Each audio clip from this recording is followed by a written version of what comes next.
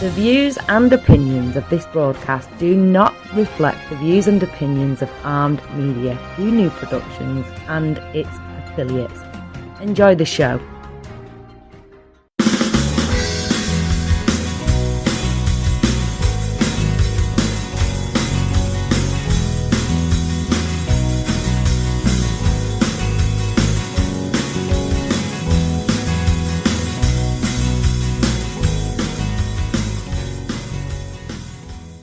Good evening and welcome to the Leadership with Biana Kovic show. Thank you for being with us tonight.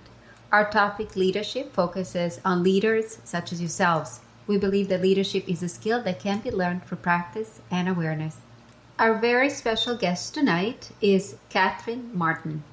With over 25 years of experience leading arts and cultural organizations and mentoring consultants during time of change and transition, Kathryn is a leading coach, an entrepreneur, professional interim CEO, and transition strategist, and is known for her ability to see the deep value in others and to create the strategies and elevated language needed to leverage that value with ease, momentum, and joy.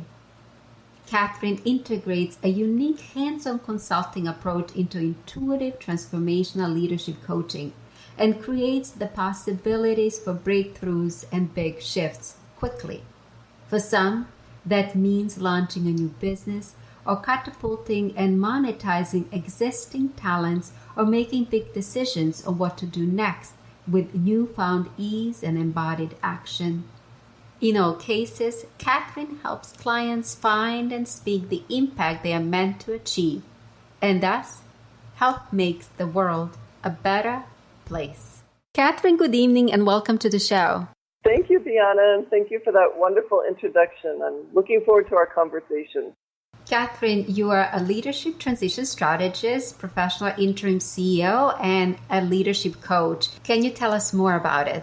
Yes. I coach and consult with mission-driven organizations and purposeful leaders, and I help them have the impact that you are meant to achieve. And so I guide clients from where they are, and I'll call that a point A, to an exciting and extraordinary point B. And I frame success and where you want to go in terms of impact, which also I happen to know means, when we're having the impact that we're meant to have, it's also success, joy, purpose, mission. And that can be either through times of transition and change and even crisis, or big opportunities. And it's all about, going from A to B and really transformation. So I'm looking to help people who are ready and curious about some kind of transformation and impact. And I do that, as you said, in a number of ways. I help organizations work through times of transition, times of leadership transition specifically. So I'm a professional interim CEO and executive director for nonprofits. Most of my clients have been arts and culture organizations, ballet, theater, performing arts centers, foundations, etc. And that's hands-on where I go in and lead an organization forward while the organization is searching for their permanent leader. So instead of the board feeling like they need to rush through that process and also worry that the organization may lose momentum during that process, I come in and lead the organization forward as a professional interim. I'm not ever a candidate for the job by choice. This is, I help the board and the staff and even the community move from their outgoing leader's departure to the arrival of the next leader. I can do one of those at a time, and so then I also work as a transition strategist. Sometimes organizations have their own interim leader. Sometimes the organizations are preparing for a leader to come in. And then on the individual side, Biana, I'm also a leadership coach where I'm helping individual leaders move through their time of change. So what are the challenges that you have experienced as an interim CEO?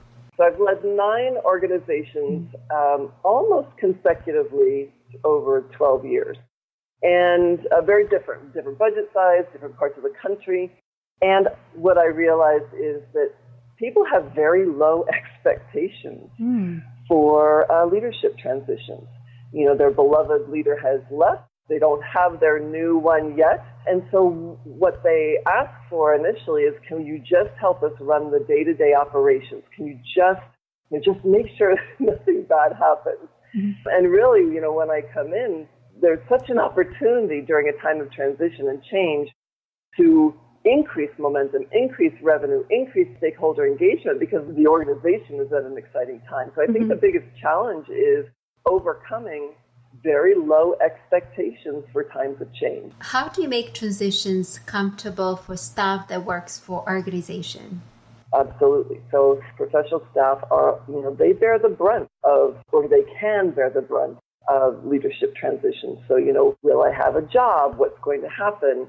The board doesn't really know what goes on, and now they're in charge. What's this? They love their organization, but what is it going to mean for them? When a new person comes in, will I be fired? They're going to change everything. Actually, on the board side also, there's vulnerability. I didn't sign up for this. Now I'm being asked to think about different things. I thought this organization was working on some exciting project, and now that might have to be put on hold. And we're in the newspaper a lot now because of this terrible transition. Mm-hmm. And also on the community side, the community is wondering, or the donors are wondering specifically, what's going to happen? Mm-hmm. Should I give? Well, maybe I'll just hold off giving until they have the permanent person come. So there's a lot at risk. And even when organizations have planned well in advance, things can shift really quickly. So there's a lot of vulnerability. There's a lot of fear.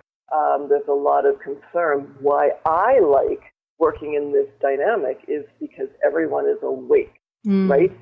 Everyone knows, come into an organization like this, everyone knows that this is not a time of status quo.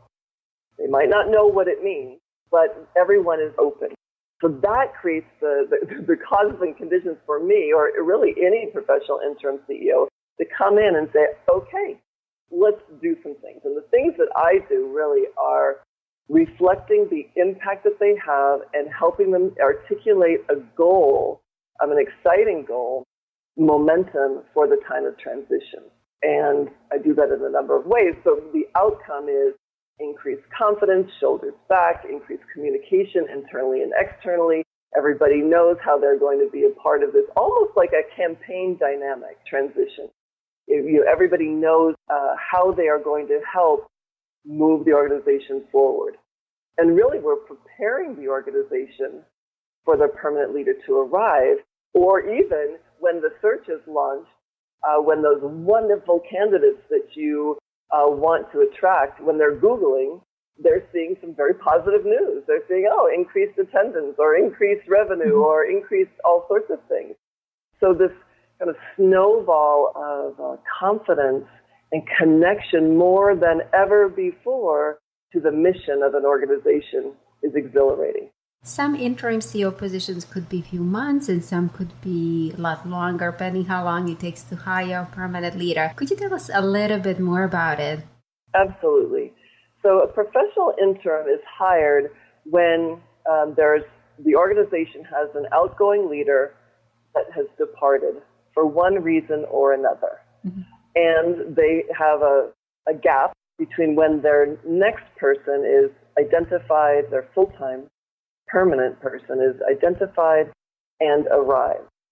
And it's really important for there to be leadership. Now, there's a number of ways that an organization can deal with this. They can take an existing staff member and promote them, have them do their already hard job, and then add more duties to it. Sometimes a board member can step in. That has worked really well, but also kind of fraught with challenges because now staff will have a different relationship with that board member. And others, I'm shocked to convey, no leader is appointed, and there's just a gap because everybody feels that the organization has planned ahead well. So the time that you're in the job as a professional intern, really, I say should be no more than 9 months. And I have had exceptions, and there are good exceptions, but 6 months if you launch the search when you hire the interim, 9 months to if you want to spend some time initially on really figuring out what you want. There are all sorts of reasons why. I think that after 9 months, the organization starts thinking that you're going to stay, to be honest. And that's not good. So, the goal is to have the permanent leader in place.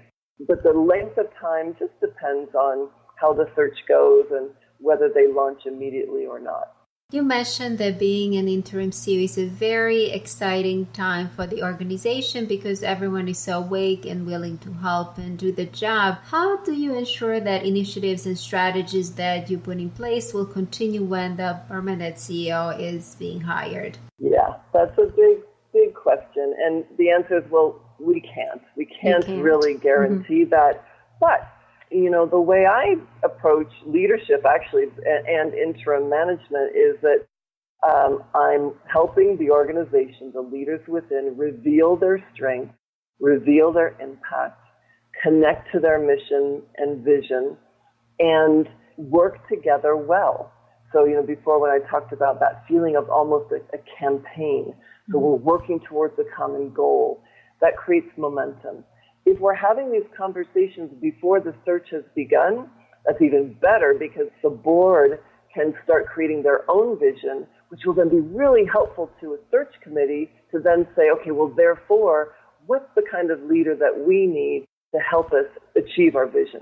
So basically what you're saying is that you can put some parameters in place to assist new leader to either continue or wrap up what you started. So the way in which, we show up as an interim leader will help and empower the people that are there.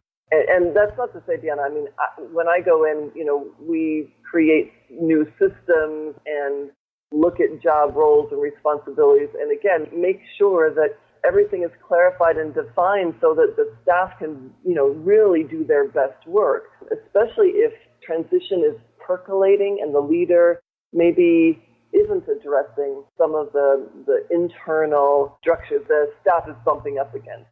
So as much as we can to ready the organization, whatever that means, every organization is different, but ready that organization for the permanent leader. So when the permanent leader comes, they're not cleaning up messes. I also hear a lot, yes, we have let's say a director of marketing position and a director of development position vacant, but let's not hire them. Let's not fill those roles until the new person comes.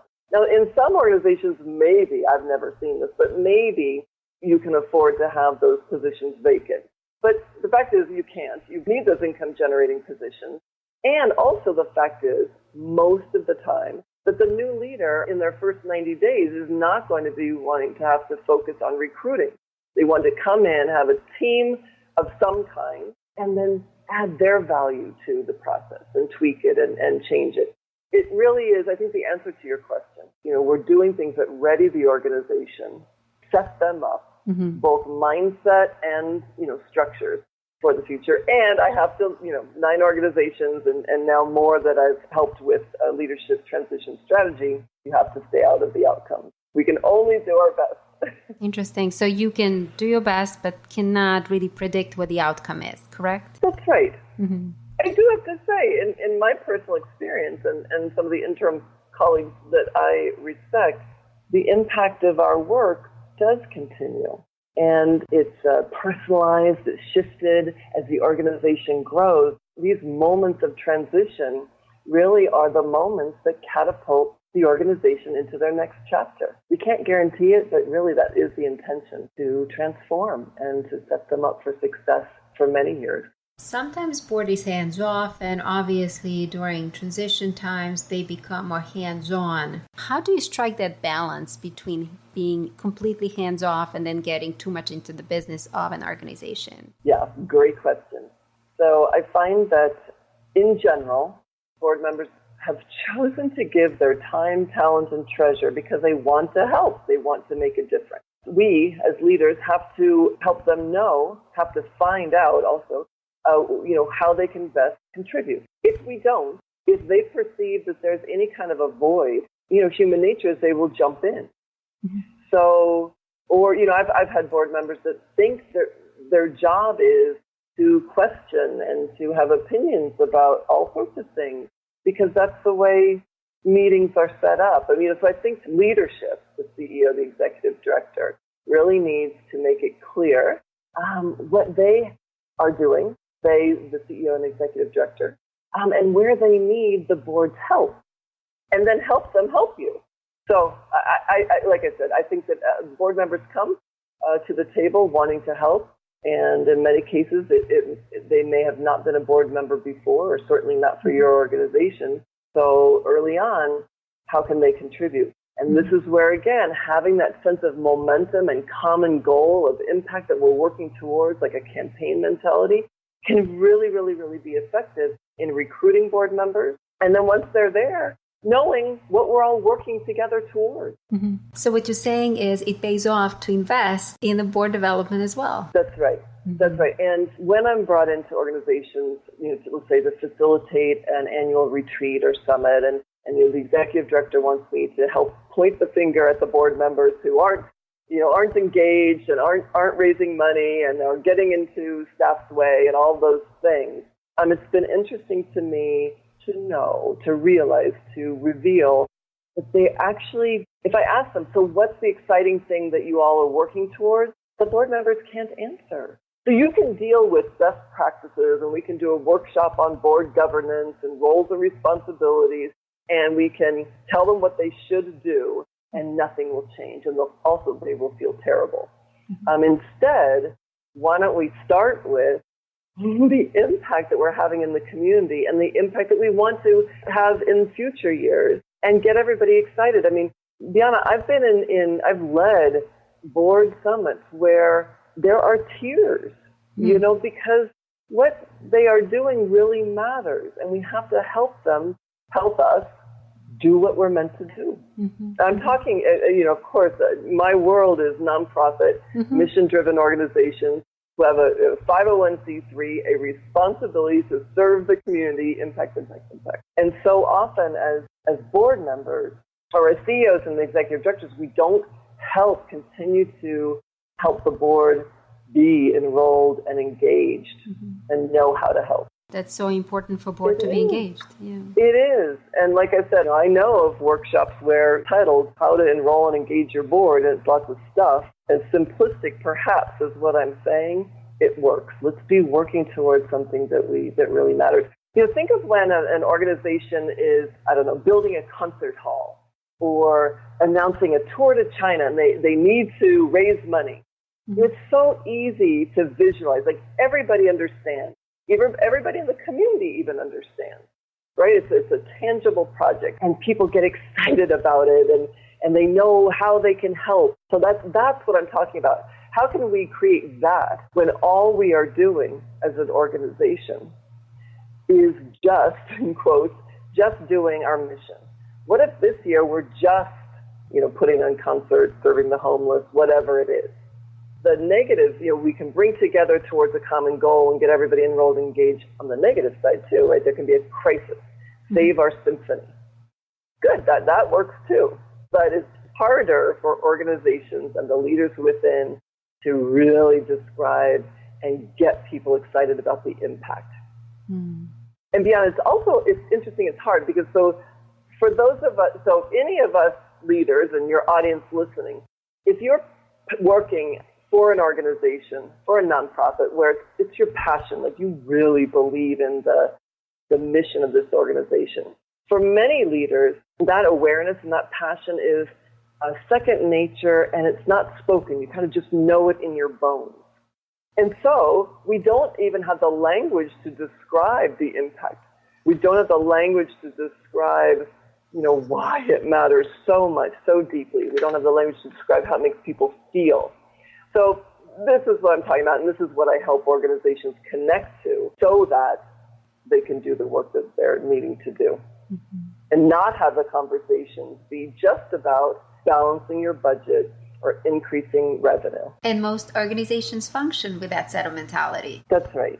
And those nuts and bolts, that's a given. Like, you have to have that. But you can't lead with that in your board meetings. You can't, it all has to be. So, I'll say, okay, great. If we're presenting a budget, let's say an annual budget for approval, we need to weave in what will happen when you pass this budget. What will happen in 12 months when we balanced our budget? What will have occurred in terms of benefit to the community that we serve? Oh, I get really excited about that. It's completely different than, well, we need to increase our budget by 25% or whatever the numbers are. Or even we need to increase our staff, or we need to do this or do that. We need to find the words of what is going to bring about. Kathryn, part of your job was managing teams, and I was just wondering, how did you ensure that it all worked well together? It's this simple concept that I'm talking about is almost the answer to every question, right? It's so, I remember one time I was leading an organization in transition, and I had actually even heard before my first day that there were 2 staff members who were very good at their jobs, but they just didn't get along, right? So, okay, well, I'm going to have to deal with that because we need the team to work well together. And I looked at the job descriptions, such as they were. Many organizations don't have updated job descriptions, but that's okay. I went in, and so I looked and I talked with them and so I asked a question in one of the meetings. It was a group staff meeting. I said, we were talking, I can't remember what we were talking about, but I asked them, who does X? Who's responsible for X? And both women said, I am, at the same time. And everybody laughed. Well, of course they're going to bump up against each other, because they were also surprised that each other said that. And they looked at each other kind of quizzically. So it wasn't, they were shocked that each one thought that they were responsible. And so you can imagine, what that must have done to them as professionals. So after the meeting, the 3 of us met, we sorted it out, and then they went off and running, and there weren't any issues anymore. I'm sure there are exceptions to that, but that was just such a clear example of people not being on the same page, people on our team working at odds with each other. So, that leads me actually to my next question. So obviously you gave us an example where the conflict was resolved very peacefully and the leaders were able to work it out and, work together. How do you deal when the conflict is not resolved, when people are not amicable to even, working towards resolving it? Yes. So remember in the beginning I said, I frame things in terms of here we are, here's our point A, and so we first have to say, what is our point B, where are we all trying to get in terms of impact? So, early on as a professional interim, or, before I was consulting, when I was leading organizations, we all have to know what we're working towards. And at minimum, it's your mission to serve. So I wave that banner very high. I take it very seriously, the fact that we are operating under a 501c3. So my responsibility, all of us, the board, the CEO, executive, all of our responsibility is to serve the community, to educate and serve. So with that banner, with that stake in the ground, we as leaders have to make the decisions that are going to create the possibility for us to do our best, create the possibility for our organizations to serve the community. By having that understanding of who we are and where we're going, you almost don't have to do a lot as a leader, because employees will self-select. They will know that this is not for them, or they will know, and it'll help me in my conversation with saying, look, we need to make this change, or we need to have this happen, and we're not in alignment. And then if we can't fix it, after the processes that we go through in conflict resolution, then the employee knows it's not personal. It's for the greater good. So mission and vision, common goals. Any thoughts on low-performing teams? Yes. I wish I could come up with something even more profound, but it's the same thing. When we all know what we're working towards or what we're trying to achieve, a low-performing team, there's something wrong. There's a disconnect. There's not enrollment and engagement. There's not a sense of purpose. There's not a sense of thinking that I can make a difference. And that couldn't be further from the truth. So we have to really figure out, we have to enroll, engage. We have to inspire. We have to create confidence. Maybe they're underperforming because of fear of failing, or lack of confidence, or not having clarity. It could be all sorts of things that we as leaders have to take responsibility for and figure it out, and be like Sherlock and look for clues, because we have to have high performing teams. There's a lot at stake, especially in a nonprofit. So obviously you're a very reflective leader. Could you give us some tips? How do you go about assessing your own leadership style? I think at this point in my career, I'll give you what comes to mind first, and it's more big picture. But if I'm able, and this also starts to transition into the leadership coaching work that I do, but if I'm able to show up fully as me, so fully present, no voices in my head or lack of confidence getting in the way, if I'm able to show up fully connecting with the people that I'm working with, and thus helping the people that I'm working with, those other fellow leaders and team members, being their best self, that's a win for me. I celebrate. So showing up as me, connecting, being present, and thus helping people do their best work and be their best self. So in order to be a very effective leader, you really need to know yourself well. Can you tell us a little bit more about that part of coaching that you do? You're absolutely right, Biana. I mean, it sounds so obvious, right? I mean, to be a good and effective leader, we have to know ourselves. And that's exactly what I have found is, interestingly, a challenge for people who are going through transition. Or at least this question of who am I, what do I want, comes up during transition. And just like I was explaining before about my language about point A moving to a transformation of point B, when I'm working with leaders who I would say, one, they all are successful. Like from when they're viewed as outside, from the outside world, yes, they're successful.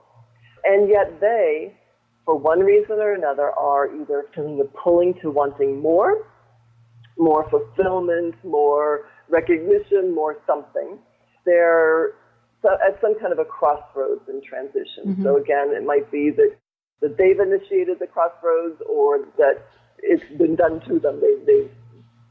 They no longer have a job, or they're feeling stuck. All of these things that we as leaders will always face at some point in our career, a moment where there's an opportunity to make a change. And it's that moment where when I so I get asked, Kathryn, what should I do? Do you think I should stay in this role 3 years? Because if I leave my job before 3 years, then the recruiters or my resume might be a red flag.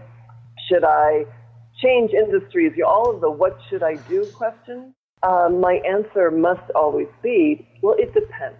Yes, there are industry best practices. Yes, there are examples of what other people before you have done successfully. But none of it is relevant. We have to find out what of the things are relevant. And the only way we can know what to do next and how can you be happy, or how can you have all of the things that you want, is to know what your purpose is. Or I say, what is the impact that you are meant to have? And, what do you really, really want? And then to figure out that answer, there's a whole process to go through. But really, it's framing again in terms of impact. What's the impact that you want to have? Because when you are having the impact that you want, when you are helping others, when you're making people feel this or feel that, I happen to know that you will be joyful, you will be acknowledged, valued. That can translate into money, salaries, it can do all sorts of things. So back to that, what do I want when you're at a crossroads? So many people don't know that answer, and my heart really goes out to everybody. So one, if your listeners don't know what they really want, that's okay. That's normal. When I worked on searches, I was, actually all of us, I'm sure, have examples of someone who has applied for a job, gotten it, I've got to leave my organization. I'm going to go work over here. No longer a dysfunctional board. finally there'll be the resources I need to do what I need to do. And 6 months in or a year in, they're not happy. They're not happy. Mm-hmm. So that's an indication that the work really wasn't done. The self-awareness, the investigation, the collection of data on ourselves really wasn't done before making that move. All when I was working in search, let's say I was recruiting for an executive director role, and I would have 10 good candidates' resumes on my desk, and all of them would have the skills needed, mm-hmm. and they all looked the same. You also have on the organizational side the job description that looks like everybody else's, so that's another frustration of mine. So what do you want as a leader, and then how can you weave that in addition to your skills and your experience and all of the other metrics that society judges our success on? But how can you start communicating what you want in terms of impact? Number 2 is, what are the causes and conditions that you need to do that? And then, does the job that you're thinking about, or the new career path that you're thinking about, or the book that you're going to write, all of those things, are they going to get you what you really want? This is such a big subject, and I think I'm not doing it justice. Mm-hmm. But this is, this inward looking is so important mm-hmm. to being an effective leader and being happy. Thank you very much for sharing that. I personally spoke to many people who are experiencing exactly what you said. They are not happy where they are. They have this sense of fear, sense of obligation to their families, communities, and due to that, they stay where they are and they are really not happy. So how do you advise people that know where they need to be but don't have courage or support to move in the direction that they need to be going? Oh, yeah.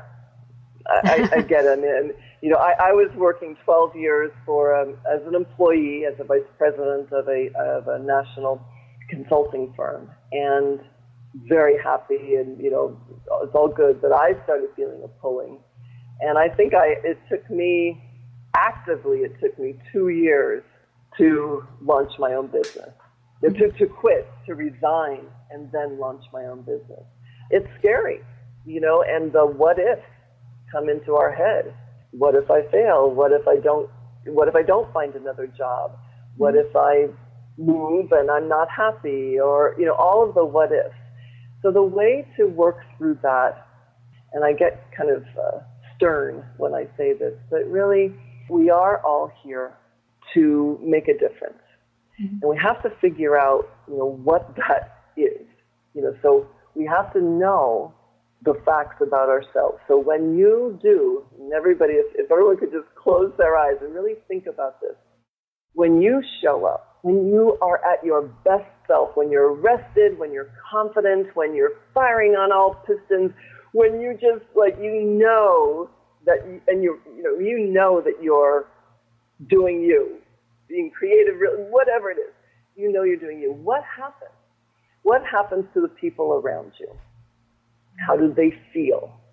Really, really need to go down to the feelings, because there's nothing more noble than making somebody feel good or feeling confident or knowing that they can do something. So once you identify through a process of really figuring out the impact that you're meant to have, then it becomes your responsibility to do that. So, you mentioned what if my family, what if this has a negative impact on my family in terms of income? Absolutely. We've got to be able to pay the mortgage or the rent. But again, think of that point B.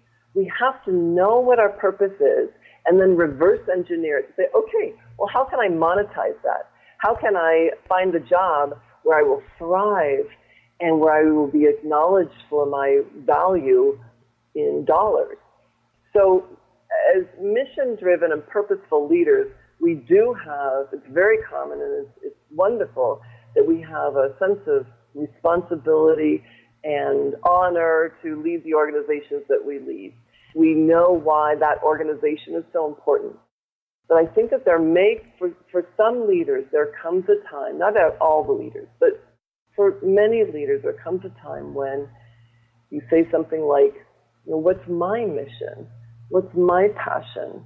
Am I only the mission of the organization? I mean, it's wonderful to be aligned with an organization that is aligned with your passion.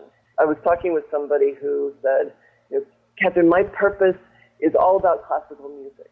And through the process, she realized, no, she's about connecting communities, social justice. It was really about connecting communities in a shared experience so that then other things can occur. And classical music was her vehicle to do that. So think about the way you introduce yourself. So I was talking with a woman who said that she is CEO of, and I can't remember how she described it, but it was a tortilla manufacturing company. And through some questions, what was revealed to her was, I champion voices that are not heard. I empower women. She had all these huge, elevated things that were guiding her. And once she knew that, and that was her impact. Once she knew that, then she would figure out how to move through her day as a CEO of a tortilla manufacturing company, and what kinds of what the culture needed to be in that organization, what things she needed to delegate, what things she needed to keep her eye on. There's such practical applications. It's part of the reverse engineering once we know who we are, our purpose, and what we want. And as I said, it is a responsibility to live in that purpose because people are counting on us. For clients who are unemployed, there is always a sense of urgency. So how do you work with them? When I'm working with clients who are unemployed, there's an urgency, and yet we cannot skip the steps. We have to have clarity on who we are, what our strengths are, when we show up as our best self, what our impact is, and then how can we make sure that we create that every day. How can we feel joy, happiness, connection, success, be helping people every day? And for some people, that means they need to get X hours of sleep. It can be very tangible. It needs to be that they are the decision maker. Or for some, it means they need to be a part of a collaborative team working together. There's zillions of causes and conditions that will be unique to each of us. And we have to figure that out so that is the important thing. We have to figure all this out so that we can help the people that are out there that are needing us to be us, to be you. What is your advice for people that might wonder if this process really works? One is that I now have enough experience, and I've got, 45, 50 now leaders who are living their dream career life scenario. So as a coach, I'm more confident. I am confident that this process works. So, in fact, I offer this. It's a 5-week course. It's not even a course. It's a 5-week experience where after the first 7 days, and I do this with intentionality, my clients feel like, I've had the breakthrough. This is a lifelong journey, right? Who am I? But because there is often there's always urgency with the people who are calling me, I had to create a way to get to those breakthroughs and to get to the language. Language is also something really important.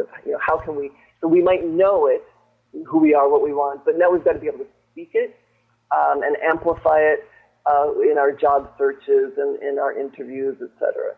So I think to answer your question, maybe it's just that I have compassion and I have a sense of responsibility to move this along quickly. So I've created an intensive, I call it, an intensive which very quickly gets the ahas. And this is the coaching program, right, Kathryn? It is. And I do work with leaders both on the job, when they are on the job for challenges that they're having within an organization. And I work with leaders who are wanting to make a change or wondering if they want to make a change. And that's done one-on-one. But I'm really excited actually about the group programs because it's a lot easier to see patterns, to see lessons when we're looking at somebody else, and then we can say, wait, maybe this applies to me too. And also to have the power of the group reflecting back what they see in us. So the group program is just really, really powerful because it gets at results and breakthroughs quickly. And then there's a component also to the implementation. Okay, so like I said, now we know, especially if you're out of a job, but actually, there's no time to waste. We need to be leaders leading in our purpose, firing on all pistons, feeling joy, having good relationships with our family members and friends while we are a successful leader, all of this stuff. So I feel a great responsibility to helping people get this knowledge about themselves quickly and then into implementation. And I bring in consulting into this process too. So I'm actually looking at, after the breakthroughs happen, I'm looking at cover letter. Let's see, is that in alignment with this amazing person who's having all this impact that you just revealed? Or your bios, or your networking? How do you introduce yourself so that people can know who you really are and help you in a way that's going to be meaningful to you? How do you do an interview? How do you negotiate? Just the whole spectrum. And that's where that language and impact language really comes in handy. So looking back at your career, did you have a role model or a mentor that supported you along your path? I've been so fortunate to have so many leaders that inspired me. And I really respect the leaders who can inspire through vision. Inspire by maybe holding a vision that others can't yet see, but we believe them because they know and they have the confidence and they can help us create the path to that vision, even if we can't see it yet. So, Kathryn, what are your thoughts on generosity and leadership? I love that question because generosity is such an important part of, all of our world, in the nonprofit and as a transformational leader. And I'm pausing because it is almost a second nature that I have to think about how to articulate it. So I guess the answer is that it's key. Even in, as entrepreneur, I'm now an entrepreneur as well, right? I have this business. And when I work with my coach, especially early on when I had to, do something I'd never done before, like a Facebook Live or, something that kind of put me out there. So a resistance in doing something is actually a sign that I'm thinking more about myself than the people I serve. And that's a terrible thought.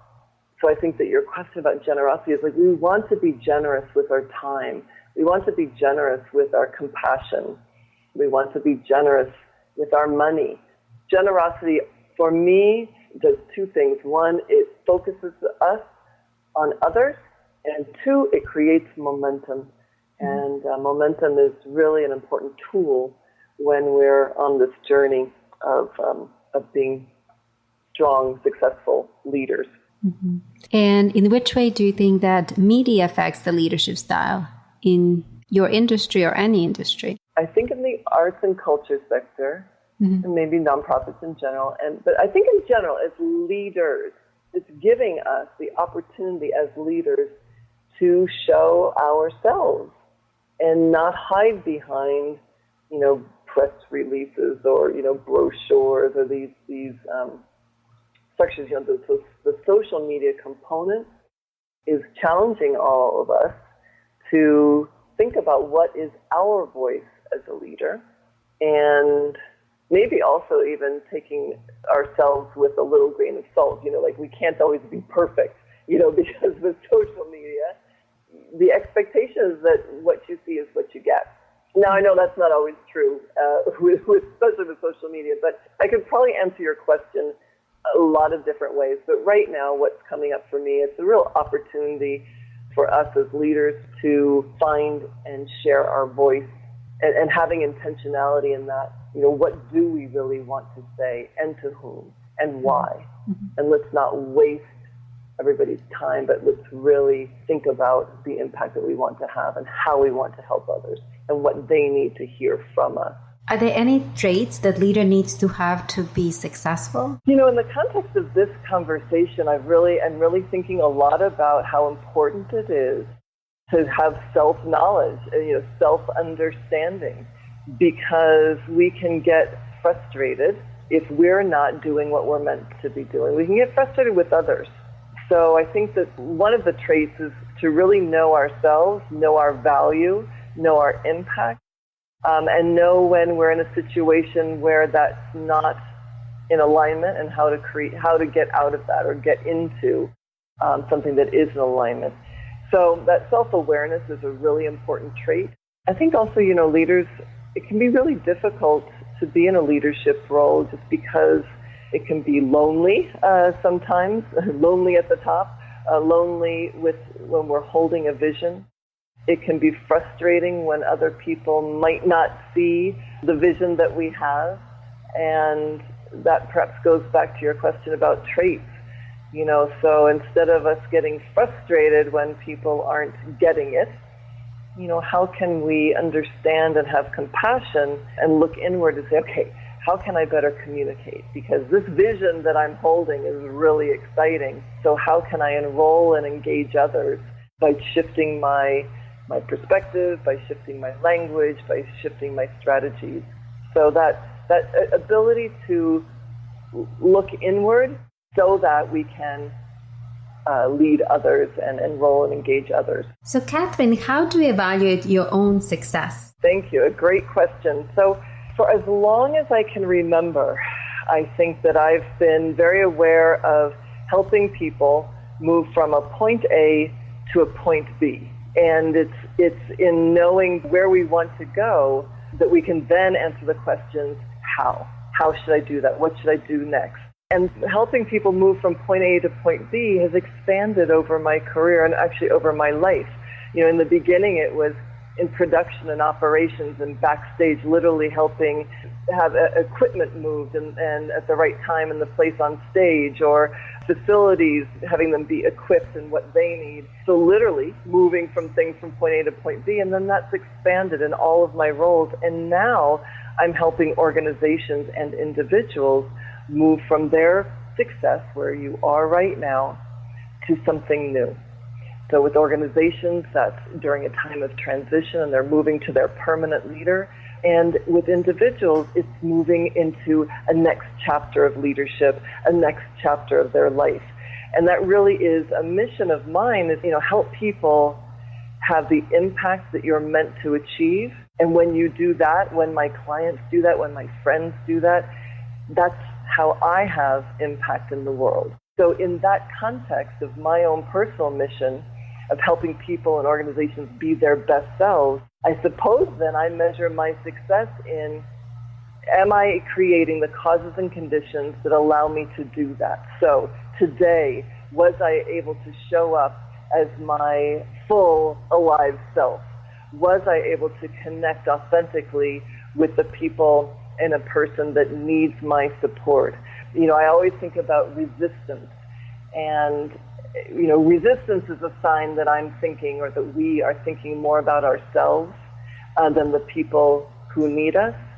So am I doing things that might be a little bit outside of my comfort zone in order so that I can help others? So the measure of my success is, am I showing up fully, without voices in my head, without holding back, without resisting in any way, so that I can connect with others? And any suggestions to folks who are experiencing setbacks in their careers and their lives? What are your thoughts on that? Well, if you are a successful leader, you will have setbacks. You will have transition. You maybe will be fired at least once. You don't have to be, but, many of us have been. And it's normal. It's just like what I tell organizations who are in transition. Congratulations. You've been around long enough to have transition. So just know that a setback, well, here's the other thing. How do we know it's a setback? Until we know what our purpose is and where we're wanting to be, what we really, really want. because sometimes setbacks turn out to be the door through which all is revealed. So, I don't know, I'm smiling right now because if you're experiencing a setback, it's an opportunity to really look at what you want and evaluate how you can leverage the setback to get you to your new point B. So what I'm hearing, Kathryn, is don't get down on yourself, stay positive, and think about things that could come out of a setback. Yes, and look, we are lifelong learners, hopefully. So every setback, we can look at what things can we take responsibility for, what occurred that was out of our control. But again, I would look at it in the context of, isn't that interesting? And now what happens? What's next? Any final thoughts for us? Well, Biana, this has been such a great conversation for me. You've asked me some great questions that have caused me to think, and hopefully the conversation was able to be followed. To me, it felt very circular in a wonderful way. So I have an invitation, actually, for your audience. Mm-hmm. Is that all right? Yeah, absolutely.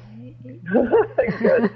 So I was thinking, I took the one big problem, so if I had to boil everything down when I'm working with leaders, so I took the one big problem that I saw that everyone was facing, and I created an e-guide for your community of leaders. So for anyone who's right now feeling a pulling towards something new, they're at a crossroads, either positive or negative, maybe you're feeling stuck, even if you've already just today accepted a new job or you're happy in your current role, I've got an e-guide that I think could really help.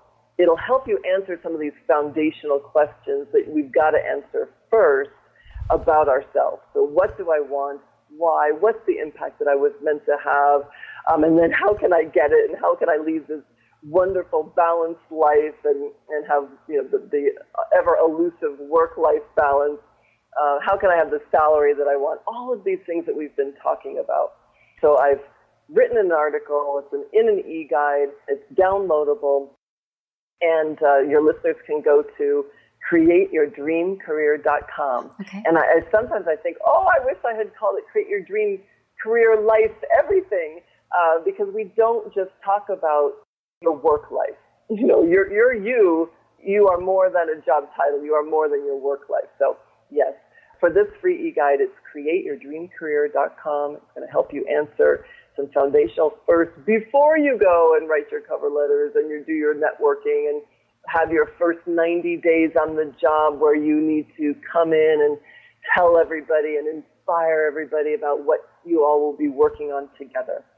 It'll help you know what to do next. And what would be the best way to contact you? I'd like to just give my phone number and email for people to get a hold of me. So it's Kathryn R Martin, that's my name. And my phone number on the West Coast is 858-761-4928. And my email is Kathryn, Kathryn, @KathrynRMartin.com. And with that, thank you, Kathryn, very much for being our guest tonight. Thank you, Biana, and thank you to everyone listening in. And thank you all for tuning in and listening to the Leadership with Biana Kovic show. Please remember that you are all leaders in your own right, and that impact that you are meant to achieve starts with small acts of care and kindness. Wishing you a wonderful evening. Please come back next Monday, August 13th, 9 p.m. Eastern Standard Time. Thank you again and have a great night.